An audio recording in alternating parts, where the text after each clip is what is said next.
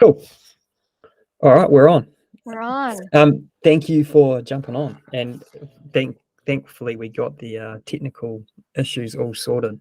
Yes. And so where are you at the moment, Tracy? Where are you based? I'm in Ottawa, Canada's capital. Oh, nice. And have you always been there? No, I've been here for about 10 years. Yeah. I'm a country kid. A country kid. Yeah, I grew up rural in the sticks. Where's rural? Where did you grow up? Just outside London, Ontario. Oh, okay. Yes. Right, nice. So always been Canada though. Oh yes, I've traveled and worked abroad several times actually, but yes, Canada is my home. Canada is home and will be home, no doubt. Mm-hmm. Yeah. And so I guess what we've been messaging about and having a chat about is obviously autoimmunes and the issues that people have, and then more importantly to that is the treatment that people can get on board with. And I'm very new to this in the sense that I first came across it probably about a year and a half, 2 years ago, when I saw a little documentary here in New Zealand with Jane Pucky doing a little interview about Helminth therapy, or as they call it, hookworm therapy. And I kind of dismissed it. I watched it and I kind of blew it off, and I was like, oh, this sort of seems a bit silly to me, maybe even a little bit dodgy. And then kind of forgot about it. And then at the start of this year, I was looking into things a little bit more to try and sort of find different ways of maybe managing mine. And I came across it again. I stumbled across it. And I dived into the detail and then got started. But I wish I'd started earlier, because with this therapy, it obviously it can even take 24 months from what I gather. And if I'd started 2 years ago when I first came across it, perhaps it would be like everything would be fine now, you know. But anyway, this is how I got down onto this rabbit hole of this sort of therapy, right? And it is a rabbit hole. Definitely a rabbit hole for sure. Definitely a rabbit hole. Go ahead. So what I was real keen to talk about is, because I'm so new to the space, and I know that there's lots of other people out there that are really new to the space, is sort of just chatting to people and finding out other people's experiences, their conditions, what they've done, how they've found it. So if you're happy, do you want to have a quick run through on your condition and just a bit of background and how it's affected you and where you're at with things now? Well, initially, I was diagnosed when I was 12 with Crohn's, and it was really rare at that time. With Crohn's, sorry. With Crohn's disease, yes. So, do you want to just give a quick rundown on what that actually is, like Crohn's a little disease? bit of? For me, it was the inflammation of the ileum and the large bowel, the colon. And every time I've had a flare, when I was 12, I had a flare. They weren't sure. I was hospitalized. They did the barium enema. It was very traumatic at 12 years of age. And they gave me some prednisone, and everything calmed down. And every time I've had a flare, they always threaten with surgery. So it scares the life out of you, kind of, even at 12. So at 12 years old, that seems real young. Is that normal? No, it was very unusual to have some at the time. I'm 58 now. And so that takes you back how many years, decades. And at that time, it was not common to have children being diagnosed with Crohn's. I attribute it to, I used to get earaches, infections, and sore throats. And I was given antibiotics as a kid as just a standard measure for almost anything. And I think that would attribute the cleanliness of my gut, depopulation of the gut flora, which could have contributed to the imbalance and trigger an autoimmune response, I think. Maybe. Maybe. That's really interesting. So do you think, because this is something I've obviously heard about as well, so do you think the meds pre 12 years old that you might have been on, antibiotics in general, could have had some effect on that? Absolutely, because you're depleting your flora. Yeah. Yeah, and I was a country kid. I was rough and tumble, climb the trees, swim in the pond, hang out with the cows. Like we never worried about dirt. Like we were grubby kids, and loved it. And I was perfectly healthy up to that time. The other issue with autoimmunity, with women anyway, because it's very prevalent with women more so, is that when we reach our maturity and around 12, we go into puberty, and that causes hormonal an influx of hormones. Yep. And when women have their period, that is a type of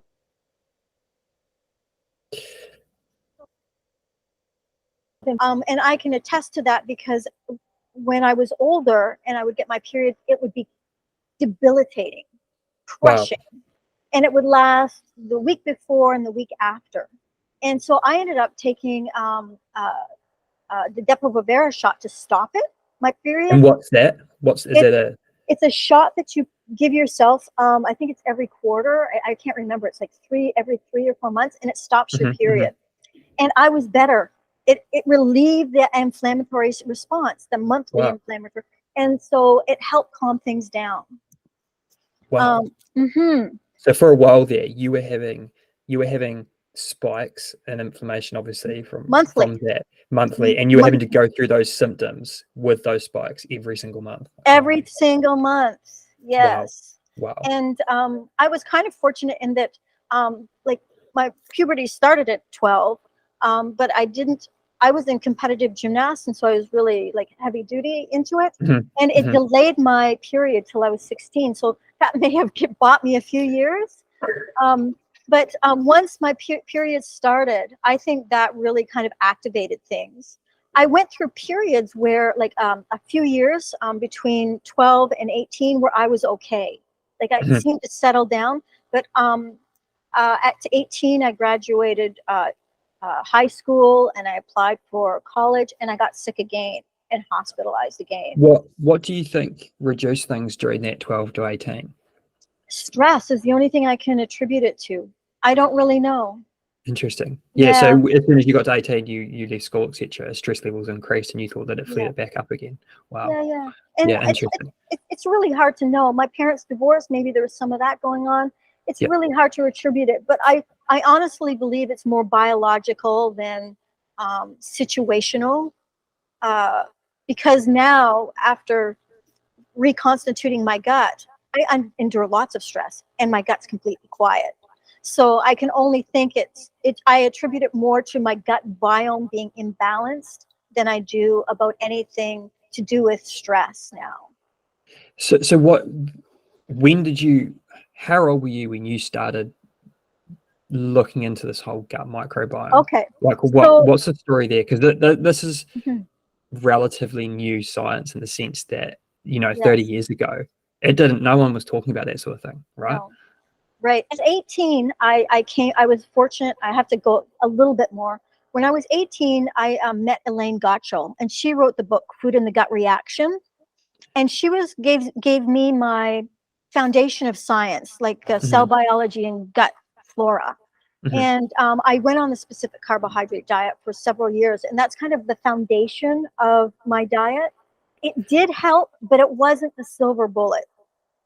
So what was that? Sorry, so specifically, what did that diet look like? Specific carbohydrate diet eliminates specific carbohydrates, meaning that I was allowed to eat yogurt, anything that was a simple sugar, like a monosaccharide. I don't want to get into the science, but monosaccharide or disaccharide. So fruits and vegetables, except for corn, wheat, anything that was complex.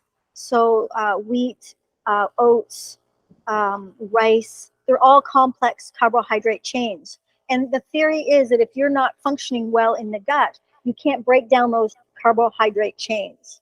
And what that does, what you don't break down, you ferment, and that causes gas.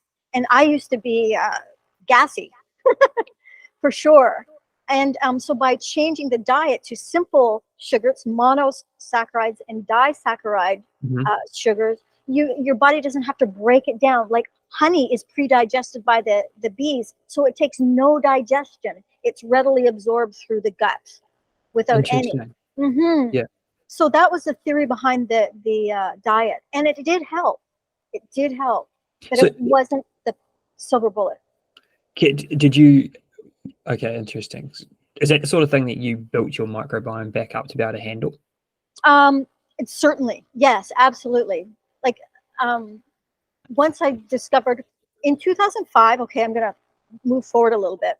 I had surgery in 1998, and they eliminated my ascending and transverse colon and ileum. So I'm working with 1/3 of my large bowel, and it's working beautifully. Wow. Even my little gut buddies can find a place to function and work. So that was a big deal. Why did they remove that? Because of the ongoing, as my GI doctor said, I just had burnt out inflammation. It just scarred tissue everywhere. So I knew I was sick, but I refused to have surgery every time because they always threatened that.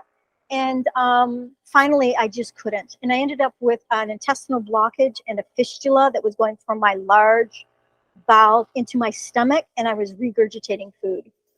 I was hospitalized. It was awful. It was like The Exorcist. I would eat and I'd end up vomiting up. It was awful. It was horrendous. And during this time, was the Crohn's flaring up as well? Oh, the Crohn's had been so active for several decades. So I was in my 30s. It was I'm not good with the numbers, but it was definitely 97 or 98 that I had the surgery. And at that time, it was, the doctor just said that the ascending and transverse colon and ileum were just completely scarred tissue from inflammation. Wow. I had sorry. That's just a build up of 15 years of flares taking its toll. Yes. Wow. And then I had surgery, and my GI doctor was fantastic. And he said, you probably have a couple of good years before you have a reoccurrence again. Typically after surgery, you go into remission for a few years and then it'll come back. I went and traveled around the world I took a few trips and then came back. And as soon as I landed back in Canada, what happened is I started flaring again. And that's when I really started looking for new alternatives. So this is mid-30s type thing. Yes, and I wanted to go back to university. I was accepted to go back to university. I wanted to get my education degree, and I was so sick. I went to university, and I was on 60 milligrams of prednisone and 250 milligrams of azathioprine. It was not cutting it. I had inflammation. Oh yeah, my face, I had like moon face. I weighed like, I don't know, so much just from the water weight, but it wasn't working. I did one round of Remicade. It's this infusion that they can give you to calm everything down. It worked, but it was like $9,000. And that's subsidized by the university because I had health care. And how long did that last for? Like, when you took that, what? So you got 6 weeks. 6 weeks symptom free. Yeah, but that wasn't even time to even lose but in the meantime, I'm in university doing my grinding through university, doing really well, mind you, and I don't know how. But I think it's because, I have been sick for so long, I really never knew what normal was. Because I was sick from a young age, I learned to have a lot of grit, and I learned to be able to push pain away and really focus with my mind. And I've attributed my success, just to be able to move through life, because I can do that. And I still do that now to a certain degree, but not because of my gut, from other things. But so I started researching while I was in university, and I came across Helminth Therapy, TSO, Trichuris Suis Ova by Ovamed. And I started going into the research, and it was like, oh, this is amazing. And they were doing research in the US, and the test subjects were going into remission with Crohn's. And I'm thinking, I've got to try this, but how do I access it? And sorry, just real quick, what age was this? Like roughly what year? How old were you when you came across this? Sure. So 2004, 2005, I started finding the research online. The internet became available, PubMed and all of those things. So if it had not been for that, I would have been out of luck. And because I was in university, I knew how to study and research. I was good at it. I learned how. And so I figured it out. And I'm going, okay, and so I started pulling off the research. And I went to my GI doctor. And he was so amazing. He had been reading the research. And yes, my GI doctor. Wow. He was a professor at Western University and a specialist for children with Crohn's disease. So, and I just happened to get him. And so I went to him with my bit of research, and I said, "What do you think? It makes sense." And he kind of grilled me a little bit. Do you know what porcine means? And do you understand what you be doing? And I said, "Yeah, I'll be my own guinea pig." And I said, "Is it worth a shot?" He said, "It's worth a shot." Because now just to be clear on that, so it was TSO that you were looking at, right? Yes, it was the only thing available. It was the only thing available.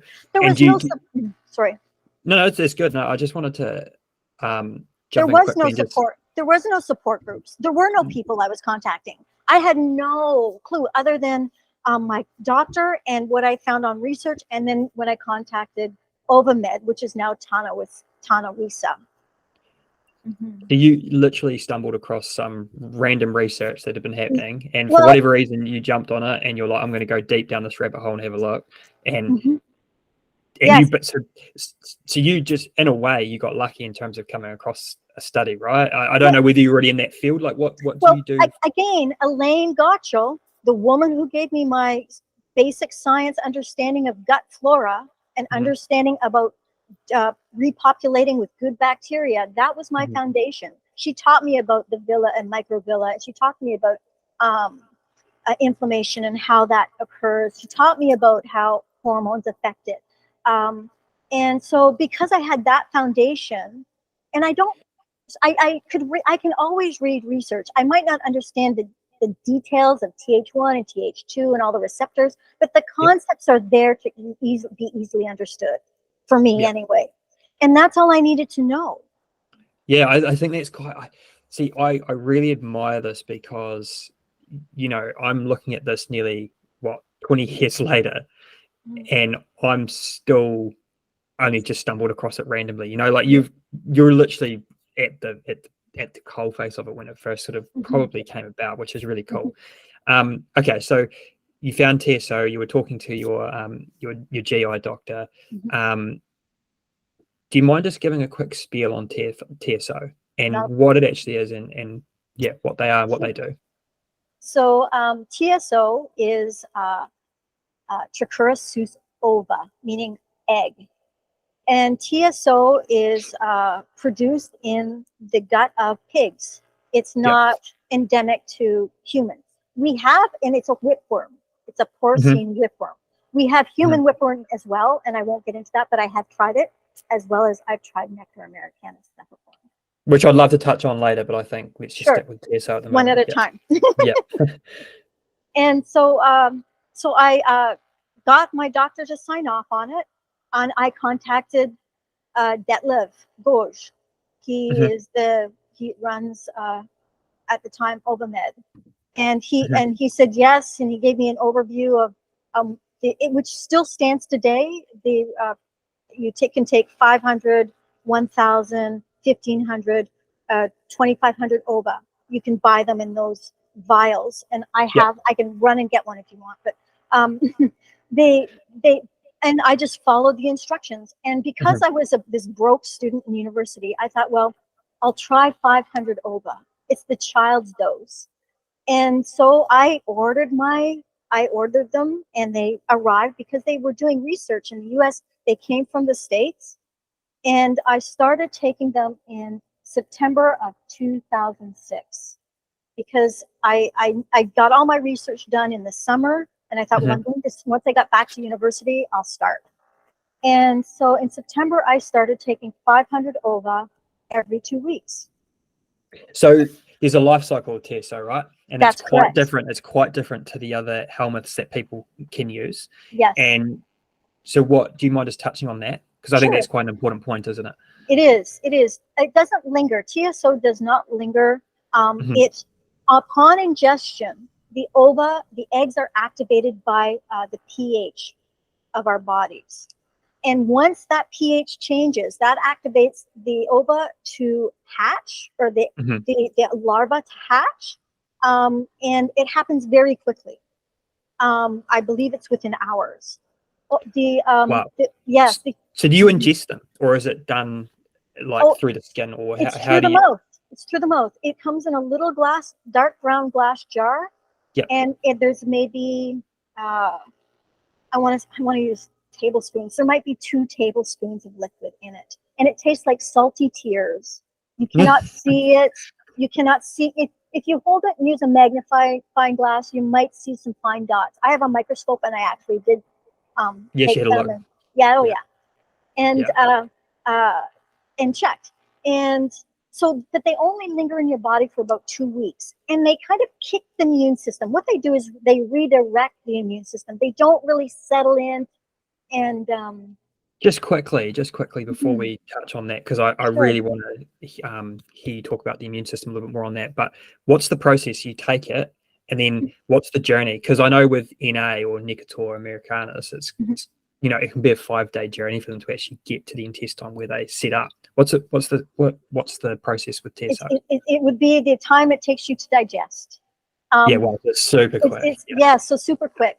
And initially they would say, don't eat before or after. And when they started using, testing the TSO, they used Gatorade. And so I still use Gatorade. I use a great Gatorade bottle. So what I do is, initially when I was using 500 ova, I'd swish it around, take it back like a shooter, and then shoot back with some Gatorade to rinse it around and send it down, trying to get rid of it to get as much down. And then I would take the Gatorade and rinse out the bottle and take another shot, just to try to get all the ova possible, and swallow it down. And so it's very, within the time that it takes to get from your mouth to your gut, is they're already starting to activate. Wow, it's so quick. Very fast. Wow. Yeah, and then so then they get into the gut, and then what's sort of the process there? And then they do want to the larva, as I understand it, and Detlef is the expert, but as I understand it, the larva break out of their egg, and they try to set up house in the lining of the gut. And typically they like the ileum and large colon. They're not a small bowel species. And so are they attaching to the wall there, the intestinal wall? Yes. Yeah. To a certain, but they don't last long. They only last a few weeks or a couple of weeks, and then you have to re-ingest again. So every 2 weeks I would do this. And so just to go back then to where you were before with the immune system, what's happening once they attach in there and they're there? What's going on? So what I did, and to record it, I had a spreadsheet, a chart of all my symptoms. So how often I was going to the bathroom, what the quality of my stool was I gassy? How did I feel when I was eating, which I wasn't eating very much. I had a very limited diet at that time because I was so sick. And so when I would take the TSO, I would have a wow. For about 3 days, things would get worse. And then, so my symptoms were worse, and then they would go down. And then I would take another, at 2-week mark, I would take some more, and it would go up, not as high, and then it would go down again. And with each dose, my immune system adapted. It became less reactive. So it was like the immune system was focusing on the TSO and stopped focusing on attacking my gut lining. And it was a miracle. At the 6-week mark, and I was so sick at the time. I'm gonna get emotional. Sorry. That's okay. It's okay. I totally appreciate the situation. I mean, mine's probably nothing what you've experienced, but I completely understand the feelings. But it was amazing. I started feeling a sense of calm come over my body. I started relaxing. Before, my symptoms of diarrhea and loose stools and gas and pain and cramping and all of these things, So what happened first was a sense of calm in my body and in my mind. And the only thing I can think of was you know how there can be systemic inflammation throughout the body and including your mind and in your brain. I think that was what was corrected first, because I started feeling pretty good, like mentally. My mind became clear, much more, and I could catch myself like kind of like smiling for no apparent reason. I'm like, what's going on? And that was the first sign that I thought something was happening. And that now is known as the bounce. People talk about having the bounce. And it's a sense of well-being. And that was my very first positive sign that something was happening. And that was, did you say that was around the 6-week mark? Yes. That you really started to feel that? And so there was when I started, so it was September, October, November, December. So I started somewhere in mid September. And by December, New Year's, I was feeling fantastic. Within those 3 months, my stools became normal. They like my stools firmed up. I stopped going to the bathroom like multiple times a day. I started feeling really good. And the gas that I was always experiencing went away. I'm not a gassy person at all now. And during this time frame, this 4 months, yes, I would say three. I would say 3. 3 months. Closer to 3. Has the diet stayed the same? Like what's happened there? So I wanted, because I knew things were happening. As soon as I knew that I was stopped, after my brain started to clear and I felt good, then I noticed that I wasn't going as often, and then my stools firmed up and became normal, like Bristol stool chart number 5 or whatever it is. Yeah, perfect, yay! Like that's exactly where you want to be. Exactly. Yeah. You know, and I knew, and so I was definitely starting to introduce some foods, and it would be from the specific carbohydrate diet. So it'd be introducing yogurt. It would be, I was not eating raw foods at that time. I was only eating steamed vegetables and meat, some chicken, usually chicken or fish.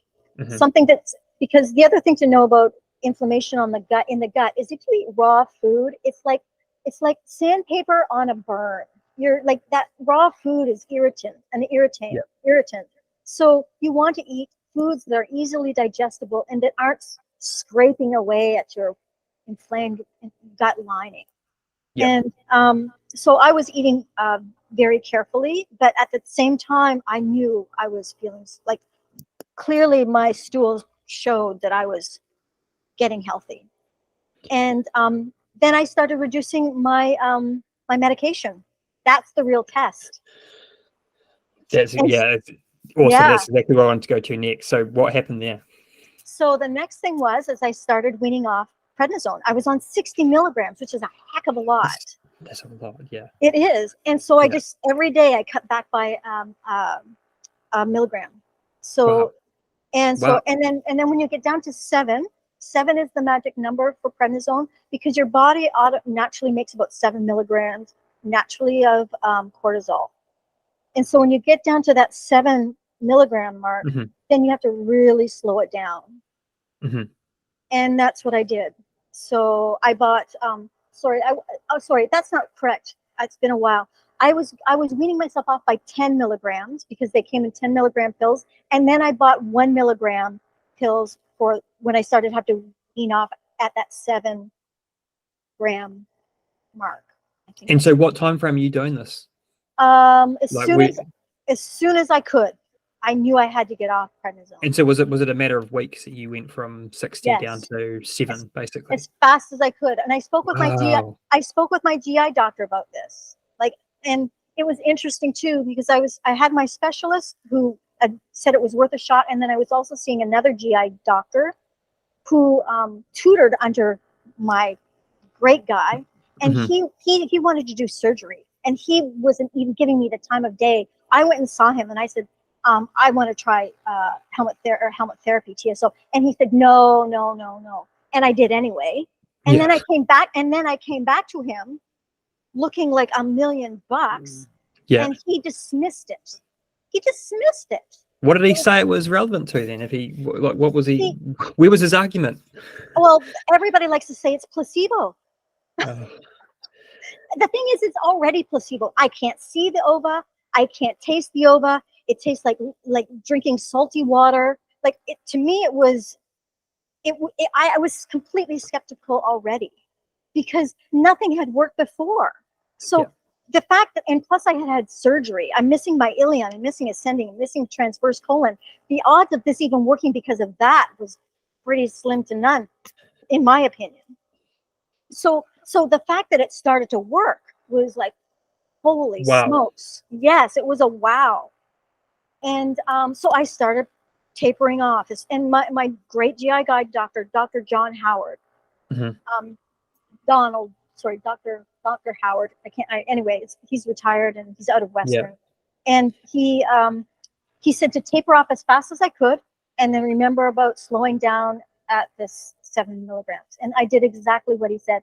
And it was painful because when you reduce the prednisone, your joints ache. It's quite sore and painful. It's like arthritis. And and that's the other thing that I missed out too is after I had surgery, about 2 years later, I developed IBD-related arthritis, and I was hospitalized for that as well. My joints, my elbow, my hips, everything seized up, and I couldn't walk. I couldn't move. And so that's when they put me on azathioprine to manage that. Yeah, so this is another. That's all. Oh, wow. I forgot that part. Anyway. Yeah, that's a pretty major part. It is, but there's so much. Yeah, anyway, that's the thing, right? They compound from one thing to the next very quickly. Exactly. So I once I got, and I knew something was really happening when I was able to wean myself completely off prednisone, because prior to that I would try and I could never get under. It would always be around that 7 milligram, 8 milligram, and I could never get off. It would just, everything would flare back up, even on azathioprine prior. Yeah. So it worked, and I'm like, okay, this is working. And then so I started weaning off the azathioprine, and it worked. I did that too. I was like, holy smokes! I was going to the gym. I was introduced. Like I've always been this athletic kind of person. So as soon as I started feeling good, I'm going to the gym. I'm losing weight. People in university are like, what has happened to you? Because I kind of was very over like moon face and very heavy because of all the water weight, and I looked like a different person. I went on my education practicum, which was I think 2 months. It was a while, and I came back and people were like, what happened to you? I looked like a different person. All the water weight was gone. I was off all my meds, and it was the new me. So time frame on that. So when you started to that point where you've weaned right off. Yes. So I started in, I would say, the end of September of 2006. By 2007, I knew like everything was in remission, and I was weaning off the prednisone very quickly. As soon as I got off that, then I started the azathioprine, and by the graduation, it would be in May. Wow. Yeah, I graduated in May with honors. So with all this going on, so we're talking. Yeah. Wow. So we're talking 8 months, not even that. Yeah. Barely 8 months. Yeah. Wow. But really 3 months. But really 3 months I was in remission. Like that was the best Christmas and New Year's I've ever had. I bet that's one you always remember too, eh? Absolutely. And the next most amazing thing is because I was doing so well, I was applying for teaching abroad, and I got my dream job, teaching in the Middle East. Wow, and Middle East. International baccalaureate. They sent me on training down to the U.S. and I came back up, and off I went to teach IB diploma. Yeah. And I was accepted out of Teachers College. I didn't even. It was amazing.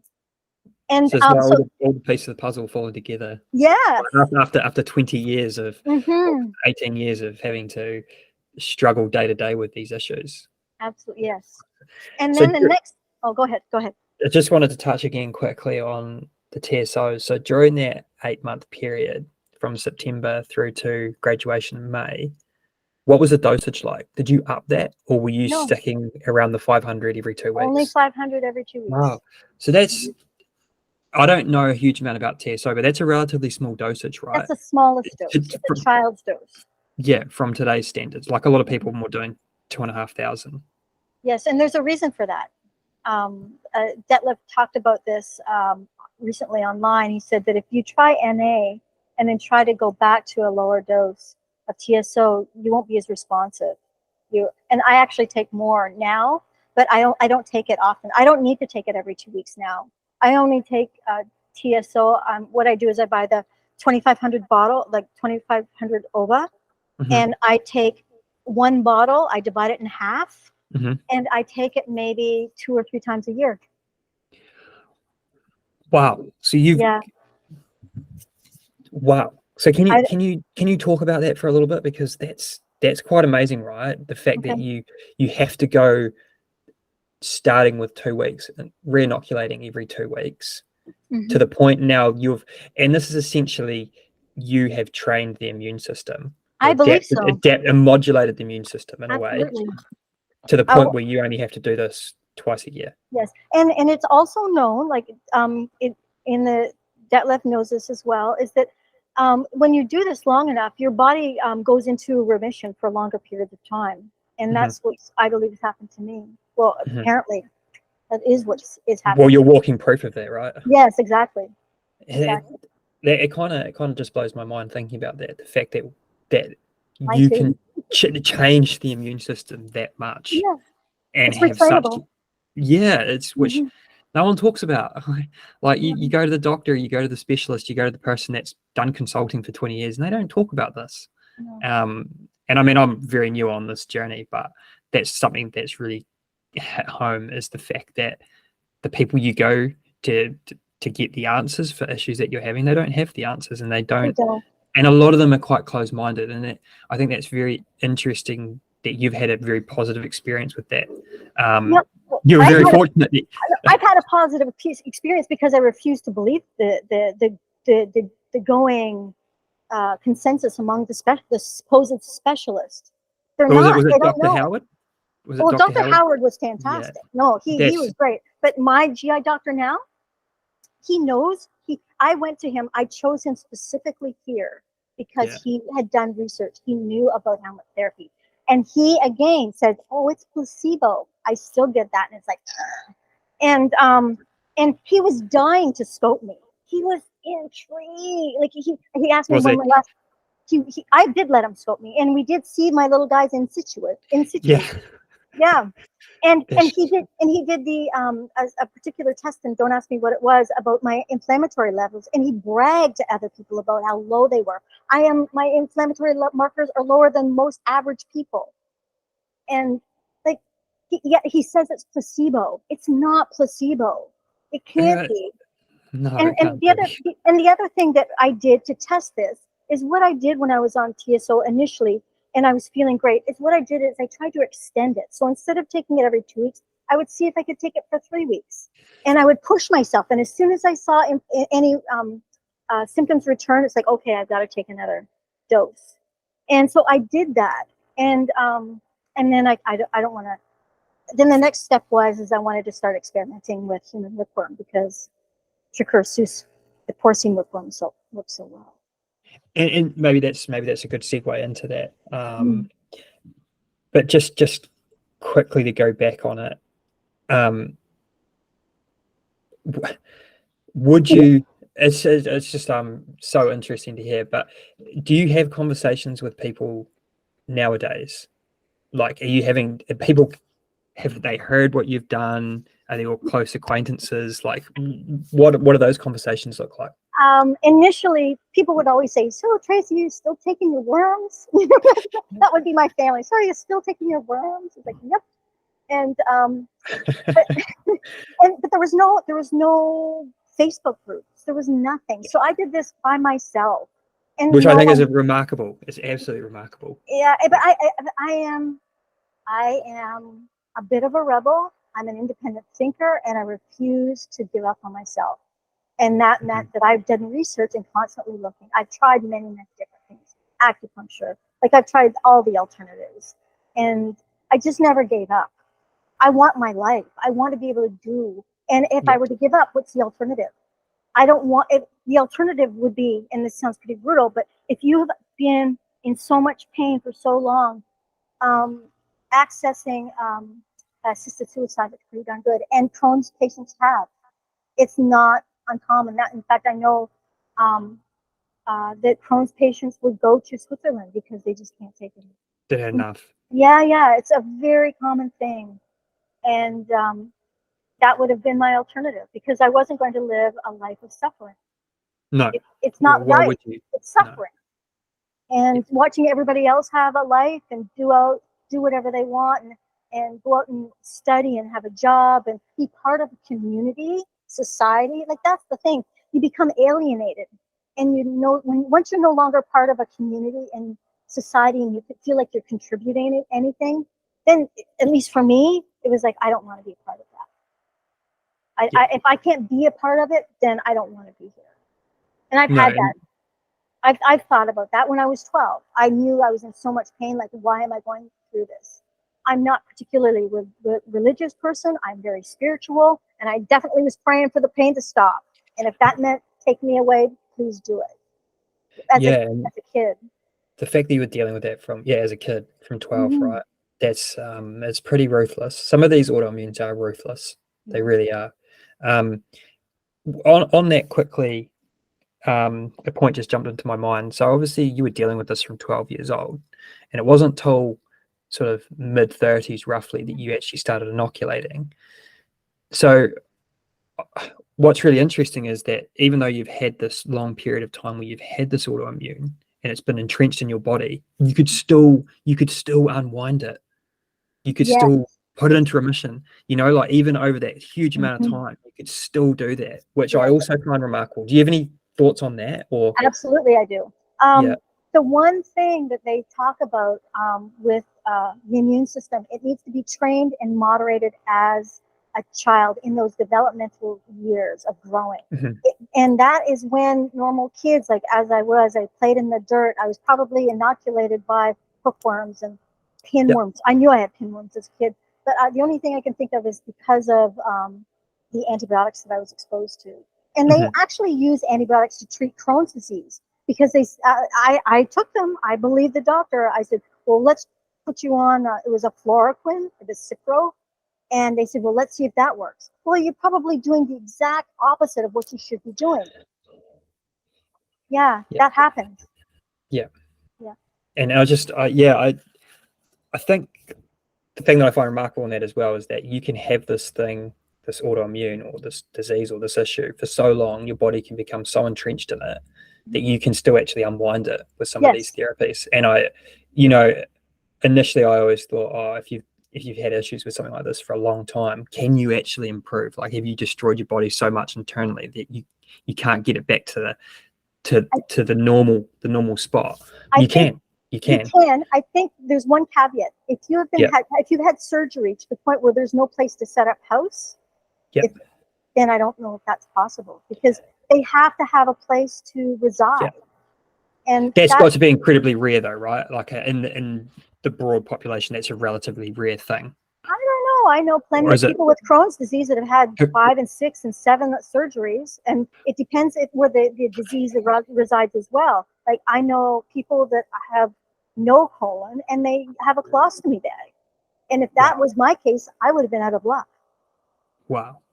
So when it comes to Crohn's and inflammatory bowel disease, I think I don't know if there's no place for the helminths to reside. I don't know that you could correct it or unwind it, as you say. But I have enough. You have enough, and it works. Yeah. Okay, interesting. That's a fair point. Yeah, very interesting. And obviously, TSO's been your thing, and human whipworm has worked for me too. It does do the job. Do you mind touching on some of that? Sure. Well, I was trying to save money as a student, right? Actually, that's a good point. TSO is very expensive, isn't it? It is, but if you look at it compared to Remicade or at the other biologics, it's actually rather inexpensive by comparison. Yeah. But and I guess now that you're at the point where you're only doing it twice a year, it's actually not that bad at all, right? No, yeah, it's not bad at all. So I wanted to save money, so I thought, well, the logical helminth would be the human whipworm. Mm-hmm. And I found a provider, and what I did is I overlapped the two. So and are we talking NA here? No, we're talking TTO, Trichuris. Yep. Okay. Yep. And so what I did is I was taking my Trichuris Suis Ova, Trichuris TSO, as opposed to TTO, and then I overlapped the two. So with the human whipworm, it needs time to set up house. You drink it, you do the same thing. You drink it, and you allow it to go into the gut. And I can't remember. I'm so rusty. I think it's a 6 weeks gestation for them to latch onto the gut wall and then mature enough to start producing eggs. And it works. I mean, it works as well. It does. Have you tried taking TTO without any TSO and just purely relied on TTO, and you got similar effects? Yes, I did. Yeah. And what was the reasoning for? Do you still continue with it, or are you just on TSO now? No, I just TSO now. Because TSO is very regular and it works fast for me. It's fast acting for me. So say I could sense I could always tell when my immune system was reactivating, because my hands would become stiff, like arthritic feeling. And that's when I knew that I needed to start topping up, because my body would start to ache. I could feel it. Oh, wow. Yeah, those are like the little body signals. And then that's when I knew. And within 4 or 5 days, I'd start feeling relaxed and normal again. But I wouldn't get that same kind of quick effect, because it takes so many more weeks for the gestation and the maturity of the TTO. It does work, but it just wasn't. Do they last longer? You know how they last longer? Yeah. Yes, they last for several months. For me, I didn't seem to excrete them quickly. Yeah. And what about NA? Did you ever try Necator americanus? So you've done the rounds with all of them. I haven't done the tapeworm. I didn't do tapeworm. But I did NA again, because I think, okay, well, maybe I can save some money. And anyway, so I did NA, and it never worked. It never worked. I tried 25 initially, and I kept at it every 6 weeks, but it made me feel awful. I ended up feeling really tired, really lethargic, and not healthy, not kind of really tired, and kind of, it didn't work. Interesting. Yeah, interesting. Whereas some people, it's great. I know that some people on Crohn's use it, right? Yeah, and it's very successful. But they also reside closer to the small intestine. They're in that area, and maybe that's because I'm lacking that area. I'm not sure. I don't. That's really interesting. Yeah. So you tried them, and you're like, nah, that's not for me. And I was persistent. I gave it many months, and but I'd always have to go back to the TSO. And because I felt so tired and listless on it, the side effects were too harsh for me. Well, yeah, and I guess, why would you do that when you know the TSO is working, right? What extra value are you getting from that anyway? It was a good experiment, and I like to mess around with the microscope and play with species, and do all of that stuff. So that was kind of fun. But TSO is easy for me. I can order it. It's considered a probiotic. It's gone through all the FDA testing, so it's safety. Safety is not an issue. Interesting. Yeah. It's the most heavily researched. Easily supplied as well. Yes. You don't have to. It's considered a probiotic. It's designated as a probiotic. Wow, I didn't know that. Yeah, it's good to know. Well, that's pretty interesting. So when you want it shipped, and they ask you what you're shipping, you can say probiotic. Perfect. Just before we wrap it up,